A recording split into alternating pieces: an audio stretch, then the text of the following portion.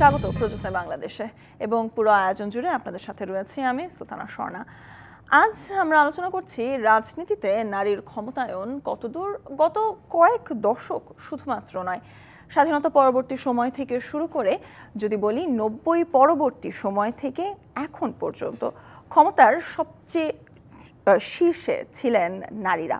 এবং তার পাশাপাশি যদি বলি রাজনৈতিক প্রেক্ষাপটে বাংলাদেশের যে কয়টি দল রয়েছে তার অধিকাংশই প্রধান একজন নারী। এমন একটি প্রেক্ষাপটে আমরা আজ নারী দিবসে আলোচনা করছি নারীদের রাজনীতিতে ক্ষমতায়ন কতদূর রয়েছে, এবং এই নিয়ে আলোচনা করতে আমাদের সাথে রয়েছেন স্টুডিওতে সাবেক সংসদ সদস্য ও বিএনপির প্রশিক্ষণ বিষয়ক সম্পাদক রাশেদা বেগম হীরা, এবং আমাদের সাথে রয়েছেন জাতীয় নাগরিক পার্টির যুগ্ম আহ্বায়ক তাসনুভা জাবিন। প্রথমেই স্বাগত জানাতে চাই আপনাদের দুজনকেই। এবং ক্ষমতায়ন নিয়ে আসলে যখন কথা হয়, নারীর কথাই যদি বলি, 90-এর পরবর্তী সময় ধরে 2025 অর্ধেকও না, আমি বলবো অধিকাংশ সময় একজন নারী ছিলেন আমাদের শাসক। সেটি ঘুরে ফিরে বিভিন্ন দলের ছিলেন। কিন্তু এমন একটি সময়ে আমরা যখন জুলাইয়ের অভ্যুত্থান হলো তখনও দেখেছি ফ্রন্টলাইনে কিন্তু নারীরাই ছিলেন। অনেক নারীকে আমরা দেখেছি। তখনও নিরাপত্তা ইস্যু বলি কিংবা নারীদের সেখানে সহযোগিতা করা বলি কিংবা সেখানে নারীদের পেছন থেকে যে কাজ করা আমরা সবসময় দেখে এসেছি। বিশেষ করে জুলাইয়ের অভ্যুত্থানের সময় যদি আমি বলি, দেখেছি মারা কিন্তু ছিলেন সন্তানদের সাথে, ঘর থেকে হয়তোবা প্রেরণা জুগিয়েছেন।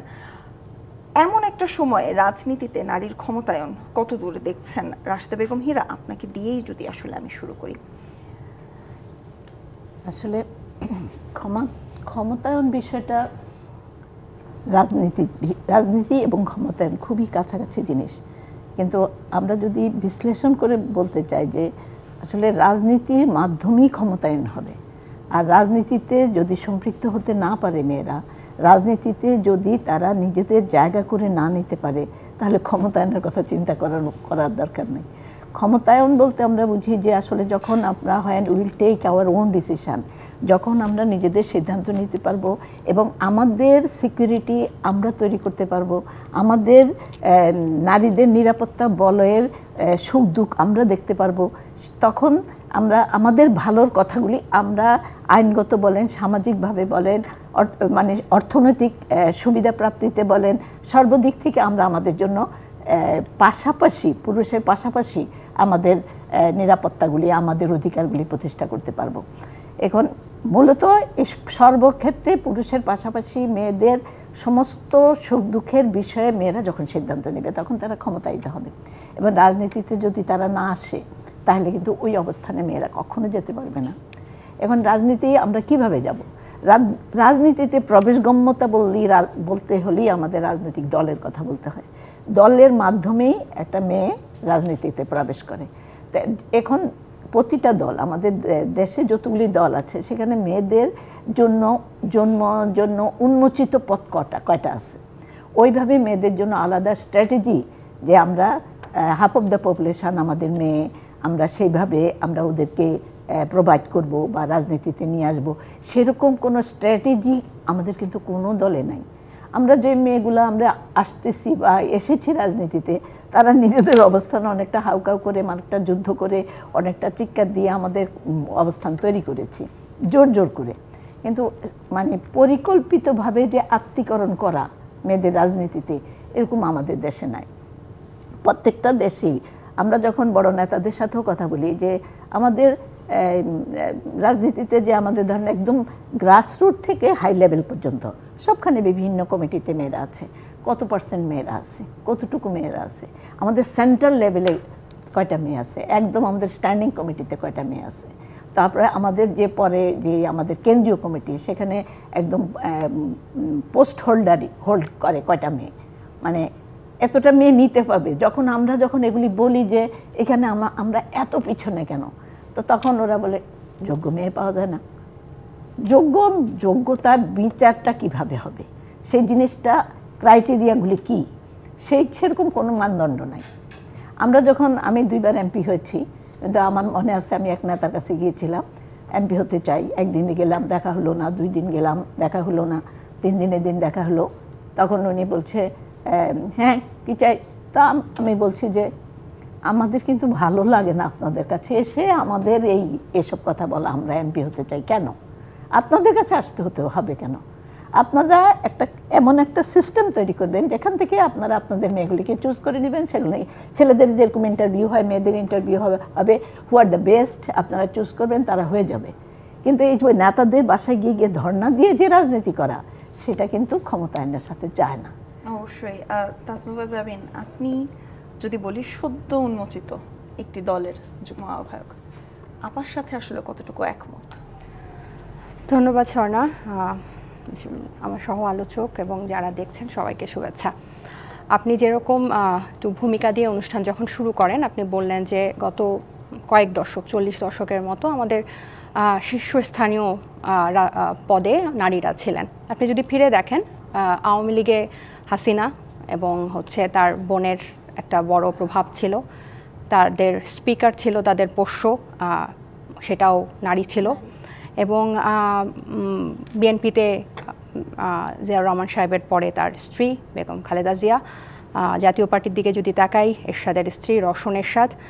সো উনি শীর্ষ পদে ছিল, কিন্তু সব পরিবারতন্ত্র। আমাদের কিন্তু জুলাই গণ অভ্যুত্থানে আমাদের স্লোগানেই কিন্তু এই পরিবারতন্ত্র। আমরা যে নতুন রাজনৈতিক বন্দোবস্তের কথা বলে আত্মপ্রকাশ করেছি, বা সেই ৩রা আগস্ট যে আমাদের ঘোষণা আসে, তখন কিন্তু এই পরিবারতন্ত্র, ফ্যাসিবাদ ব্যবস্থা এসবের বিরুদ্ধে ছিল। এবং আপনি যে বললেন ক্ষমতায়ন, এই এক পরিবার থেকে যখন যাবে, নারীর ক্ষমতায়নটা কিন্তু ওর উপরই ডিপেন্ডেন্ট, তার পিতার উপর, তার স্বামীর উপর। তাকে কিন্তু আলাদা ব্যক্তি হিসেবে আমাদের বাংলাদেশ কখনো দেখতে পারেনি।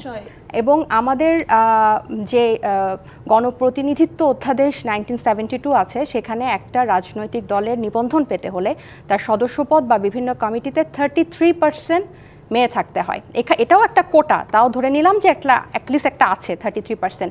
এটাও আমরা কয়জন ফুলফিল করে এই নিবন্ধন নেই। আজকেই নিউ এজ পত্রিকায় আছে বিএনপিতে সেন্ট্রাল কমিটিতে 13.7% হচ্ছে মেয়ে, এবং আমাদের যে নতুন আত্মপ্রকাশিত দল সেটাতে 11% মেয়ে।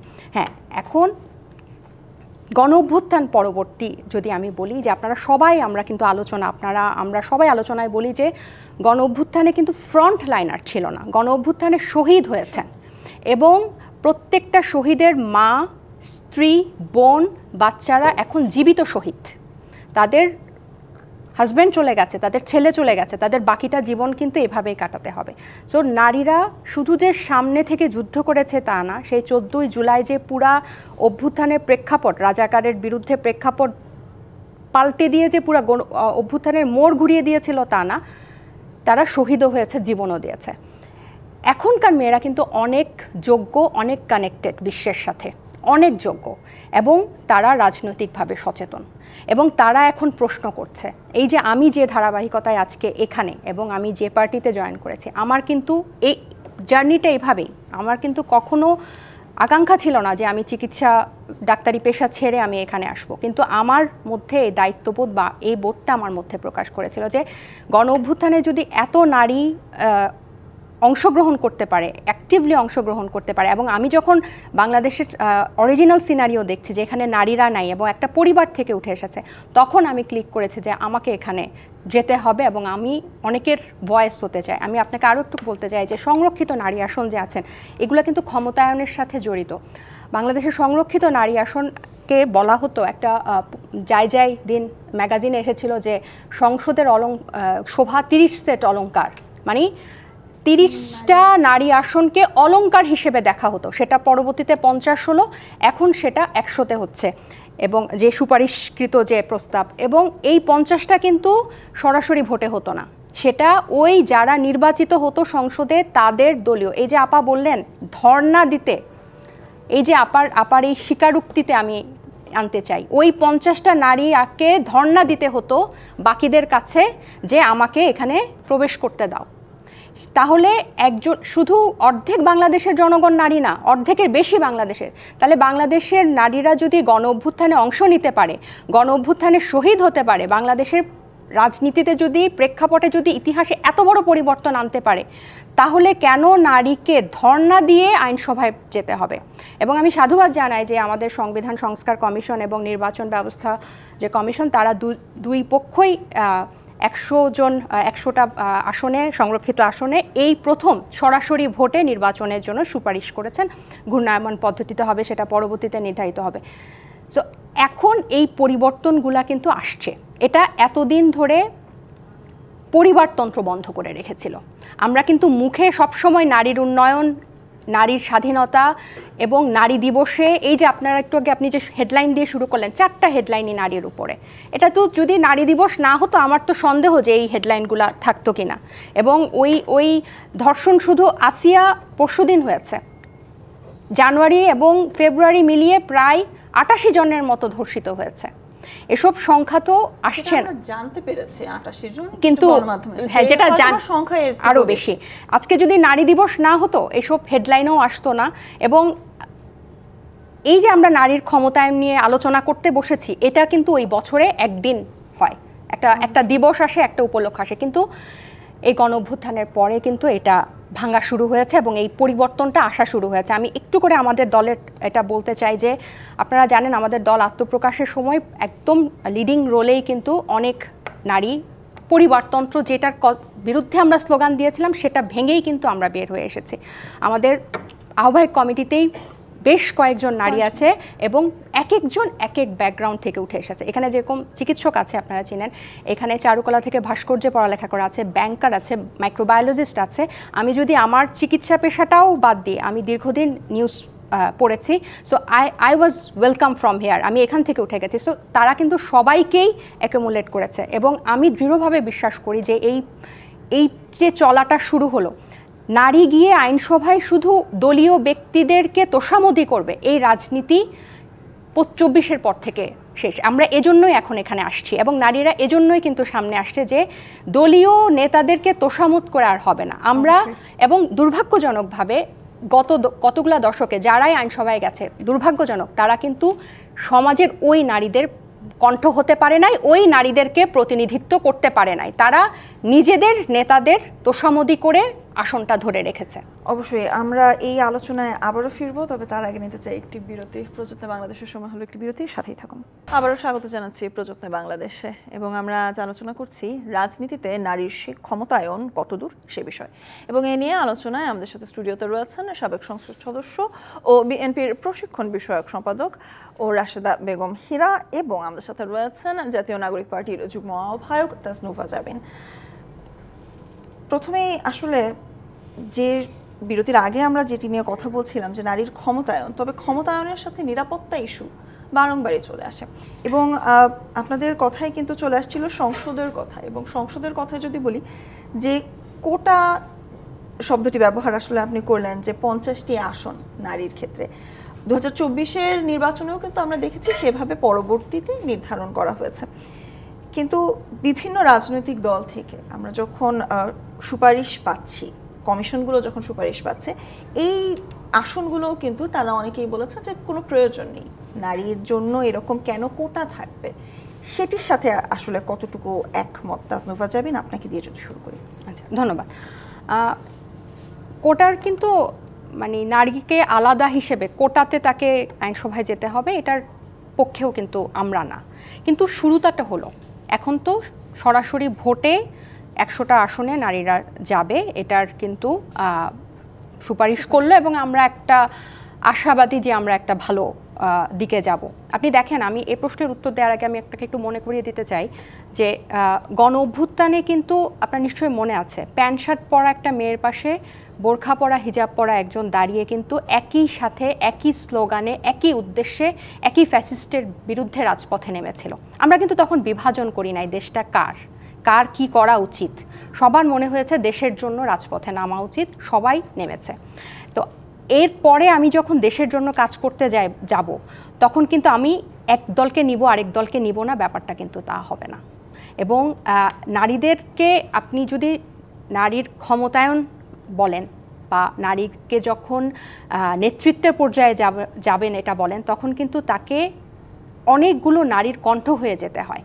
এবং সে কিন্তু তার আলাদা আলাদা গোষ্ঠীকে সে ওখানে প্রতিনিধিত্ব করে এবং তার কথাগুলো কিন্তু সে ওখানে তুলে ধরে এবং রাষ্ট্র বাধ্য হয় তার কথাগুলো শুনতে একজন প্রতিনিধির মাধ্যমে। তো আমি যদি একটা গোষ্ঠীকে নেই আরেকটা গোষ্ঠীকে বাদ দেই, যেখানে বাংলাদেশের জনসংখ্যাই হচ্ছে অর্ধেকের বেশি নারী। আপনি জানেন যে আজকেও আমি একটা গোলটেবিল বৈঠকে, প্রথম আলোর গোলটেবিল বৈঠকে একজন বক্তা শুনছিলাম যে উনি দেখতে চান যে কোন রাজনৈতিক দল ওনার জন্য কি প্রস্তাব রেখেছে, নারীর জন্য রাজনৈতিক দলগুলো কি প্রস্তাব রেখেছে, তার নিরাপত্তা নিয়ে, তার অধিকার নিয়ে, তার স্বাধীনতা নিয়ে কি প্রস্তাব রেখেছে, কি কাজ করবে সে দেখতে চায়, তারপর সে ভোট দিবে। এবং এই গণ অভ্যুত্থানে যেরকম নারীরা একটা টার্নিং পয়েন্ট ছিল, এই পরবর্তী নির্বাচন সেটা যখনই হোক নারীরা একটা বিশাল ভূমিকা রাখবে বলে আমার দৃঢ় বিশ্বাস। কেন? কারণ এতদিন 15-16 বছর বাংলাদেশে কখনো মানুষ ভোট দিতে পারে নাই। এখন যে ভোটই হবে এই নারীদের ভোট একটা মেজর রোল প্লে করবে, কারণ প্রত্যেকটা নারী, প্রত্যেকটা মানুষ বাংলাদেশের এখন বাংলাদেশকে ওন করছে যে আমি এখন এটা আমার এখন একটা দায়িত্ব। এই দায়িত্ববোধ থেকেই কিন্তু গণ অভ্যুত্থান অংশগ্রহণ করা এবং সফল হওয়া। সে পরবর্তীতে যখন দেশ গঠনের কাজেও কিন্তু আমরা এদেরকে বাদ দিয়ে শুধু এদের কথা শুনবো। এবং আমাদের দেশটা কিন্তু পুরুষতান্ত্রিক, হ্যাঁ, এটা তো মনে রাখতেই হবে। এবং পুরুষতান্ত্রিক বলতে যে একই কথা আপনি বলছেন, একই কথা একজন পুরুষ রাজনীতিবিদ বলছে, ও মানুষ মাইন্ডসেট যে আমি পুরুষের কথা শুনবো।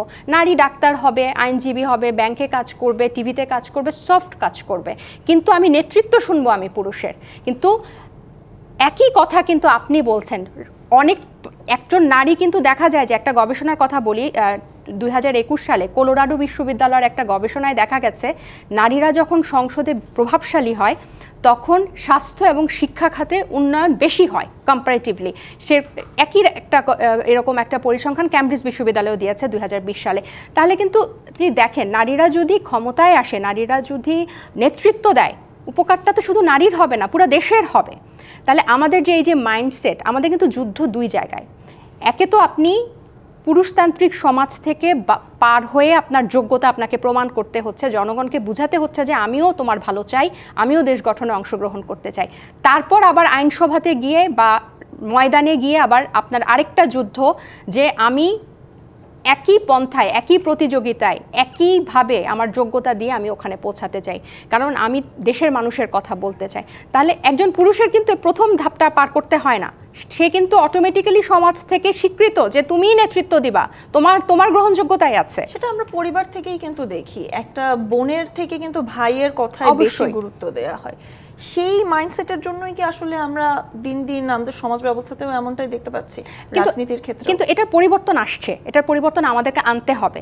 বিগত এই যে আপনি যে কয়েকটা দশকের কথা বললেন, রাজনীতিতে নারীদেরকে টোকেন হিসেবে রাখা হয়েছিল, যে দেখানোর জন্য যে এরা আছে। ইভেন আপনি যদি ছাত্রলীগের দিকেও দেখেন, এই যে ছাত্রলীগের এতগুলা মেয়ে, এদের তো কখনো আমি এদেরকে নেতৃত্ব পর্যায়ে যেতে দেখি নাই। তারা কিন্তু ওই মানে সাপোর্টিভ হিসেবেই ছিল। মানে মেইন, আপনি সাদ্দামকে যতটা চেনেন আপনি ছাত্রলীগের একজনকে কিন্তু অতটা চেনেন না। তাহলে আপনি একজন নারীকে প্রশ্ন করবেন তার দুর্নীতি নিয়ে, যে তুমি কতটুকু দুর্নীতিবাজ, তাহলে আমি একজন নারীকে প্রশ্ন করব। কিন্তু আপনি শুরুতেই প্রশ্ন করেন যে তুমি কেন এখানে। তাহলে আমাদের এই যে আপনি বললেন পরিবার থেকে উঠে আসছে, আমাদের এই মাইন্ডসেটটা চেঞ্জ করতে হবে। কেন চেঞ্জ করতে হবে? কারণ প্রতিটা মা বাবাকে বুঝতে হবে যে তার ছেলেটা ঠিক যতটুকু দক্ষ, যোগ্য রাজনীতির ময়দানে যাওয়ার জন্য, তার মেয়েটাও ঠিক যোগ্য। এবং পরিবেশের কথা যদি বলেন, এভাবে যখন সব মেয়েরা আসবে, এই ধারা যখন ভাঙবে, এই ট্যাবু যখন ভাঙবে, এবং এটা ভাঙার জন্যই আমরা এখানে, এবং এটা যখন ভাঙবে আমরা পথ তৈরি করার জন্যই কিন্তু এই গণ অভ্যুত্থানের পরে, গণ অভ্যুত্থান কিন্তু অনেকগুলা মরিচা ধরা দরজা খুলে দিয়েছে, জং ধরা দরজা খুলে দিয়েছে, যার মধ্যে এটা একটা ছিল। নারীদের জন্য এখন রাজনীতির মাঠ উন্মুক্ত হয়েছে, এবং এখানে আমাদেরকে এক্সাম্পল সেট করতে হবে যে নারীরা আসবে, তাদের যোগ্যতার ভিত্তিতে আসবে, এবং তাদের যোগ্যতার ভিত্তিতেই তারা রাজপথ থেকে আইনসভা যেখানে প্রয়োজন সেখানে যাবে। অবশ্যই। এ পর্যায়ে রাশিদা বেগম হীরা, আপনার কাছে আসলে যেতে চাই, নারী হেনস্থায় উগ্রগোষ্ঠীর মদতের শঙ্কা, বিএনপির একটি বক্তব্য আজকের, এবং গত কয়েকদিনের সহিংসতার কথাতেও কিন্তু বারংবারই উদ্বেগ প্রকাশ করা হচ্ছে বিভিন্ন রাজনৈতিক দলের পক্ষ থেকে। সেক্ষেত্রে আপনি যেহেতু অনেক বছর ধরেই আসলে রাজনীতিতে রয়েছেন, জাবিনা আপা আসলে বলছিলেন যে যেভাবে বিভিন্ন দল আসলে নারীর জন্য কতটুকু করবে, শুধুমাত্র পুঁথিগত হিসেবে নয় যে নারীর ক্ষমতায়ন অনেক হচ্ছে গত কয়েক দশকে আমরা যেটা দেখে এসেছি, পুঁথিগত হিসেবে নয়, আসলে তাদের সুপারিশে কতটুকু থাকছে, তাদের নির্বাচনী বন্দোবস্তে কতটুকু থাকছে, সেক্ষেত্রে আসলে জানতে চাই বিএনপির পক্ষ থেকেও আসলে আপনার মন্তব্য আসলে জানতে চাই দলের পক্ষ থেকে, এবং তার পাশাপাশি আপনার মন্তব্য জানতে চাই যে বর্তমান যে প্রেক্ষাপট চলছে সেই প্রেক্ষাপটে আপনি কতটুকু মনে করেন যে নারীদের আসলে রাজনীতিতে আসার এখনো সুযোগ তৈরি হচ্ছে প্রতিনিয়ত? আমি বলবো যে আমার প্রায় 35 ইয়ার্স আমার রাজনীতির সাথে, আমি ইউনিভার্সিটি থেকে আমি ছাত্র রাজনীতির সাথে জড়িত, এখন পর্যন্ত আমি ছাত্র রাজনীতি পরে এই জেনারেল রাজনীতিতেও আমি এসে আমি আলহামদুলিল্লাহ 2 টাইমস আমি এমপি হিসাবে আমি সংসদে যেতে পেরেছি। তো আমার যে জিনিসগুলো সবচেয়ে জরুরি মনে হয় যে মেয়েরা যখন ক্ষমতায়িত হতে চায় বা রাজনীতিতে আসতে চায়, কন্ট্রিবিউটার হতে চায়, শুধু নিজের জন্য না, শুধু পরিবারের জন্য না, তার দেশের জন্য সে কাজ করতে চায়, তখন এই যে তাসনুবা যেটা বলল যে এখন সময় এসেছে পরিবর্তনে, মানে পরিস্থিতি তৈরি করা, আসলে তৈরি হয়ে আছে। আমি যেটা দেখেছি এখন মানুষ এত অ্যাকসেপ্ট করে মেয়েদের, এটা চিন্তা করা যায় না। একটা ছেলেকে তারা অবিশ্বাস করে কিন্তু মেয়েদেরকে অবিশ্বাস করে না, কিন্তু দল সেই মেন্টাল ইয়েতে চলে যেতে পারে নাই যেটা সমাজ তৈরি হয়ে আছে মেয়েদেরকে অ্যাকসেপ্ট করার জন্য। দেখেন ও বললো বৈষম্য বিরোধী আন্দোলনে যেভাবে মেয়েরা বের হয়ে আসছে, যেভাবে কেউ তো এটা নিয়ে কোনো বাধা দেয় নেই। আর বৈষম্য বিরোধী আন্দোলনে দেখা গেছে কোটার বিরুদ্ধে মেয়েরা তাদের যে কোটা সেটাও ছেড়ে দিয়ে ওরা সমানে আসতে চায়। তাই এটা অনেক বেশি সুন্দর জিনিস যে আমরা পাশাপাশি আসতে চাই। একটা নির্দিষ্ট কোটা দিয়ে আমাদেরকে দয়া দেখানো হয়েছে বা আমাদের করুণা করা হয়েছে সেটা না, আমরা আমাদের ওন ক্যাপাসিটিতে আসতে চাই। আমি আসলে এই বিষয়ে গবেষণা করি। আমার এমফিল ডিগ্রিটাও আসলে women's role of women in ডেভেলপমেন্টে comparative study of government and non government organisation. এখন আমি পিএইচডির জন্য কাজ করছি। আমার থিসিস টপিক হলো impediment and prospect of women's equal participation in the parliament. আমি বিশ্বাস করি যে যতক্ষণ না আমরা ওই জায়গায় পৌঁছবো তাহলে আমাদের ইম্পিডিমেন্টসগুলো জানতে হবে যে সমস্যাগুলো কী, পার্সপেক্টগুলো কী, আমরা সেইখানে নক করতে হবে as a whole women community, at the same time a pressure group on male community. এখন আমি যেটা বলি যে মেয়েদেরকে যখন একটা মেয়ে রাজনীতিতে আসতে চায় তাকে অবশ্যই দেখতে হবে যে তার রোলগুলা সে কীভাবে সাজিয়েছে তার জীবনে। আমি এসেই বলবো যে আমাকে ঢুকিয়ে দেওয়া না হবে না, তাকে প্রতিষ্ঠিত করতে হবে তার রোলগুলি দিয়ে। সে তার কিছু প্রোডাক্টিভ রোল থাকতে হবে, তার উপার্জনক্ষম হতে হবে, তার নিজস্ব টাকা না থাকলে কিন্তু সে ডিসিশন মেকার হতে পারবে না না ফ্যামিলিতে না সোসাইটিতে। তারপরে তার রিপ্রোডাক্টিভ রোলে যদি সে ইয়েতে থেমে থাকে তাহলে তো আর তার এখানে আসার দরকার নাই। কিন্তু তাকে আসতে হবে কমিউনিটি ডেভেলপমেন্ট রোলে। কমিউনিটিতে সে কিছু ভালো কাজ করতে হবে যদি if she want to be a good leader. মানুষের সাথে সম্পৃক্ততা তৈরি করতে হবে। তাহলে যতক্ষণ না সে কমিউনিটি ডেভেলপমেন্ট রোলে না আসছে, যেটা আমরা জেন্ডারকে বিশ্লেষণ করতে গিয়ে বলি আর কি, যে জেন্ডার কী বলে, জেন্ডার যে বলে যে আমরা যে প্রোডাক্টিভ 3টা রোলকে ভাগ করি আমরা, productive, reproductive, community development role. At the same time আমরা বলি যে সবাই মিলে স্ট্র্যাটেজিক জেন্ডার নিডটা ফুলফিল করে না কিন্তু প্র্যাকটিক্যাল জেন্ডার নিডটা ফুলফিল করে। একটা মেয়ের মূল চাহিদা হয় তার ফ্যামিলি প্রথমে বলে তুমি কি চাও, আমার ছেলের লেখাপড়া। আমি অ্যাজ এ হোল বলছি, পুরা সোসাইটির জন্য বলছি। স্পেসিফিক আমরা কিছু মেয়ে আমরা বের হয়ে একেবারে জাম্প করেছি, কিন্তু এটা তো পুরা সিচুয়েশনের না। তখন সবাই তার বাচ্চার লেখাপড়ার কথা চিন্তা করে। তারপরে তুমি কি চাও, আমি আসলে আমার পানি খুব দূরে, আমার পানিটা কাছে হলে একটা টিউবওয়েল হলে আমার ভালো হয়, তো ওইটা দেয়। কিন্তু এটা তার কিন্তু স্ট্র্যাটেজিক জেন্ডার নিড না, এটা প্র্যাকটিক্যাল জেন্ডার নিড। এটা দিয়ে তার কি হচ্ছে, এটা as a whole full family এটাতে সুবিধা পাচ্ছে। কিন্তু পার্সোনালি একটা মেয়ে as a human being, as a leader, এটা তেমন বেনিফিট পাচ্ছে না। সুতরাং তার স্ট্র্যাটেজিক জেন্ডার নিডটা ফুলফিল করতে হবে হলে আমাদের আইনগুলোকে পরিবর্তন করতে হবে। মেয়েদের এই যে তাসমা যেটা বলতেছিল যে আমাদের যে এখন 100টা সিট আসছে, এটা সরাসরি ইলেকশন। আমাদের অভিজ্ঞতা দিয়ে যে মেয়েগুলো আমরা একদম রাজনৈতিক মাঠে সক্রিয় একদম দীর্ঘদিন ধরে, তাদের অভিজ্ঞতা অনুযায়ী এই সরাসরি ইলেকশনও আমাদেরকে কিচ্ছু দিতে পারবে না। খুবই কম জিজ্ঞাসিত হয়েছে মেয়েরা। কারণ যদি আমাকে ওই 3টা সিট মিলিয়ে রাজনীতি করতে হয় তাহলে আমার 3টা নেতার পিছু পিছু ঘুরতে হবে। আর আমার নিজের এরিয়া কোনটা, আমি কোথায় নেতা হব, কোন মানুষগুলোর জন্য আমি কন্ট্রিবিউট করব, কোন মানুষগুলোকে আমি তুলে দিব নিচের থেকে উপরে, কোন মানুষগুলো আমাকে বিলিভ করবে, কোন মানুষগুলা আমার পিছনে এসে শক্ত হয়ে দাঁড়াবে। I can make that situation. কিন্তু আমাকে যদি রোলিংয়ে ফেলে দেয় তাহলে কিন্তু it will be very hard for me. আর একইভাবে আমি যখন রাজনীতিতে গিয়ে বুঝাতে চাবো, এই নেতা বলবে আমার এখানে বক্তৃতা করতে হলে আমাকে 5 লাখ দেন, তাহলে এই সিচুয়েশন এখানে 5 লাখ, ওইখানে, এইভাবে কিন্তু আসলে ক্ষমতায়ন হবে না, পার্টিসিপেশন হবে। চ্যালেঞ্জগুলো অনেক বেশি। তো এখানে আমি যেটা বলি যে চ্যালেঞ্জগুলো। ছোট্ট একটি বিরতি নিতে চাই, তারপর আবারও ফিরে আসছি প্রশ্ন বাংলাদেশে নিতে চাই। ছোট্ট একটি বিরতির সাথেই থাকুন। স্বাগত জানাচ্ছি প্রযত্নে বাংলাদেশে, এবং আমরা আজ আলোচনা করছি রাজনীতিতে নারীর ক্ষমতায়ন কতদূর সে প্রসঙ্গে। এবং এই নিয়ে আলোচনা করতে আমাদের সাথে স্টুডিওতে রয়েছেন রাশেদা বেগম হীরা এবং আমাদের সাথে রয়েছেন তাজনুফা জাবিন। হীরাপা, আপনাকে দিয়ে আসলে এই পর্যায়ে শুরু করতে চাই। নারীদের নিরাপত্তা, ক্ষমতায়ন কতদূর সে প্রসঙ্গ আমরা তখনই যেতে পারবো যখন একজন নারীকে আমরা নিরাপদ বলতে পারবো।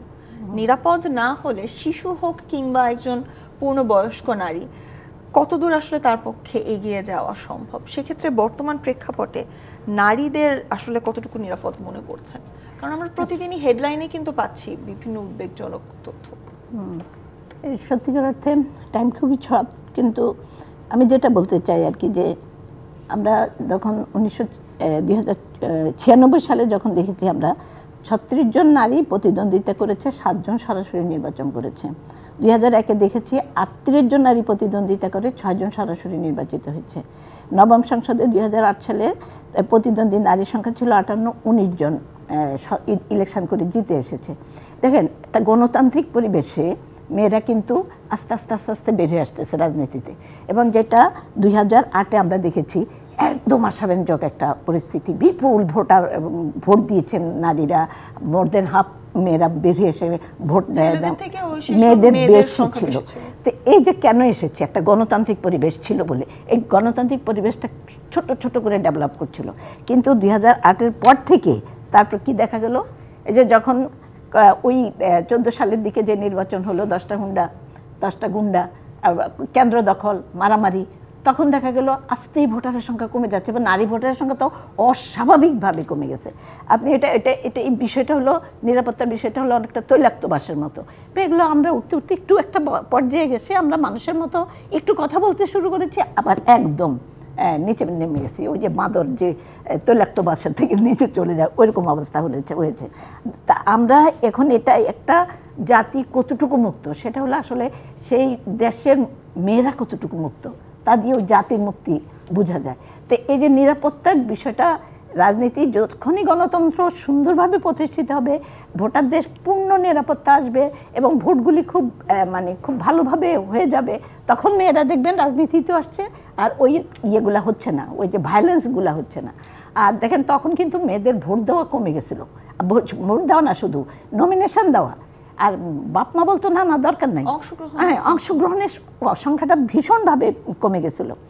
এই জন্য ওই যে তাসনুফা একটা ভালো কথা বলছে, যে অনেকে এখন জানতে চাচ্ছে মেয়েরা, এটা খুব ভালো সাইন যে আমাদের জন্য কি প্রস্তাব রেখেছে। তো আমি আমার দলের পক্ষ থেকে বলতে চাই যে আমরাও আমাদের দলকে জিজ্ঞেস করেছি, আমাদের জন্য কি প্রস্তাব রেখেছ। আমাদের দলে আমি দেখেছি যে অসম্ভব ভালো চিন্তা এখন আছে, যে এইটা অন্তত বুঝতে পেরেছে যে মেয়েদেরকে এবং ইয়াং মেয়েদেরকে লিডারশিপে আনতে হবে, এবং যে কোনো যোগ্য মেয়েকে তারা দিবে, মানে এরকম একটা মাইন্ডসেট এখন হয়েছে এই বিপ্লবের পরে টরে আর কি। আগে এটা ছিল একদম একটু শক্ত আর কি। সেখানে এসে দেখা যায় আমরা দেখেছি নারীদের জন্য আসন সংখ্যা বৃদ্ধি করার কথা, সেই আমাদের 31 পয়েন্টসে আছে। একই সাথে ইউনিয়ন পরিষদে বা ইয়েতে ওই ইয়েগুলা লোকাল গভর্নমেন্টগুলো তো নারী সংখ্যা আসন সংখ্যা বৃদ্ধি করার কথা আমাদের কমিটমেন্ট আছে। আবার মেয়েদেরকে কতভাবে উপকৃত করা যায়, একটা চমৎকার কথা বলেছে আমাদের দল থেকে, যেটা ফ্যামিলি কার্ডের কথা বলেছে, যে প্রত্যেকটা পরিবারের মাকে ক্ষমতায়িত করার জন্য তার নামে সেই কার্ডটা হবে, যাতে করে স্বামী যদি অত্যাচারও করে, কোনো নিপীড়নও করে, সে যেন সার্ভাইভ করতে পারে, পরিবারটি থেকে নারী যেন আসলে ক্ষমতা। এই জন্য তো, কিন্তু তখন দেখেন এই যে সময়গুলো এখন যে 2014 বা 18 বা এখন যে নির্বাচনগুলি হলো, এবং মেয়েদের যে অবস্থাগুলি আমরা দেখতে পাই, হঠাৎ করে বোরকা পরা অনেক বেড়ে গেছে, কারণ ওরা সিকিউরিটি ফিল করার জন্য এটা করেছে তাদের। তো এই জিনিসগুলো আমি যেটা বলবো, দ্রুত অ্যাজ আর্লি অ্যাজ পসিবল গণতান্ত্রিক পরিবেশ ফিরে আসবে এবং মেয়েরা কিন্তু স্বতঃস্ফূর্তভাবে বেড়ে আসবে। আর বিচার ব্যবস্থাকে আমরা যদি সঠিক বিচার পাই, জি, সেক্ষেত্রে নিরাপত্তা ইস্যুর কথা বারংবারই চলে আসে, হেডলাইন থেকে শুরু করে বর্তমান ফেসবুক পোস্ট কিংবা যে কোনো সামাজিক যোগাযোগ মাধ্যম। কতটুকু নিরাপদ মনে করছেন? আচ্ছা, দুটা ক্ষেত্র, একটা হচ্ছে আমি রাজনীতিতে কতটুকু নিরাপদ, আরেকটা আমি একজন বাংলাদেশের একজন নাগরিক হিসেবে, নারী হিসেবে কতটুকু নিরাপদ। এই নারীর প্রতি সহিংসতা, নারীর প্রতি এক ধরনের কর্তৃত্ববাদ বা বিষাক্ত পুরুষত্বের একটা প্রদর্শন, এটা বরাবরই আমাদের সমাজে ছিল এবং এখন আইন শৃঙ্খলা অবস্থার যে নাজুক অবস্থা সেটাতে এটা বেড়ে গেছে। আমি সবগুলো ঘটনাকেই কিন্তু ষড়যন্ত্রের ট্যাগ লাগাতে একেবারেই রাজি না। এখানে সরকারের অনেক বড় একটা দায়ী আছে। বর্তমান অবস্থায় যে সহিংসতাগুলো নারীদের উপর হচ্ছে, নারীরা চলন্ত বাসে ধর্ষণের শিকার হয়েছে, এখন বিভিন্ন জায়গায় কিন্তু শুধু নারী সহিংসতা না, ডাকাতি, গণপিটুনি, বিভিন্ন বিশৃঙ্খলাও কিন্তু বেড়ে গেছে। সবগুলাতেই কিন্তু এটা আমার নিরাপত্তা নাগরিক হিসেবে কিন্তু রাষ্ট্র দিবে, এটাতে আর কোনো বিতর্ক নাই। সো এটার কিন্তু দায় সম্পূর্ণ রাষ্ট্রকে নিতে হবে। এখন যদি আমি রাজনীতিতে নিরাপদের কথা বলি, আমি যেটা শুরুতে বলছিলাম যে আমাদের কিন্তু একটা বাধা অলরেডি আছে, যে পুরুষরা আমাদের থেকে এগিয়ে, যে সমাজ রেডি তাদেরকে নেতৃত্ব, আমাদেরকে কিন্তু এই সামাজিক এবং রাজনৈতিক ব্যারিয়ারটা পার করতে হচ্ছে, তাদেরকে বুঝাতে হচ্ছে যে আমরাও নেতৃত্ব দিতে পারবো। ক্ষমতায়ন মানে কিন্তু শুধু সিট এই 30 থেকে 50 হলো, আসন বার 100 হলো, 300 হয়ে গেলেও যদি আমাকে দায়িত্বশীল পদে না দেয়, আমাদেরকে মেয়েরা যদি সিদ্ধান্ত গ্রহণকারী পদে না দেয়, দিবে কারা? জনগণ দিবে। আমি বলছি না আমার দলীয় নেতা আমাকে দিবে, আমাকে এটা আমার যোগ্যতা, আমাদের নারীরা যারা আসছে তারা কিন্তু এটা মাথায় রেখে আসছে যে কিন্তু আমরা জনগণের কাছে সেই ইয়াটা চাই। আমরা একটা ম্যান্ডেটটা আসলে আমরা একটা নারীকে হচ্ছে আপনি যখন দমাতে চাইবেন কি করবেন? আপনি সাইবার বুলিং শুরু করবেন, তার চরিত্র খারাপ এটা বলে দিলেই যেন সে রাজনীতির ইয়া থেকে সরে যায়, আমরা যেন বেরিয়ে আসতে পারি। এটা কিন্তু একজন পুরুষকে ফেস করতে হয় না। আসলে আশা থাকবে এবং এই প্রশ্নে কিন্তু আসলে শেষ করতে চাই প্রযত্নে বাংলাদেশের আজকের আয়োজন।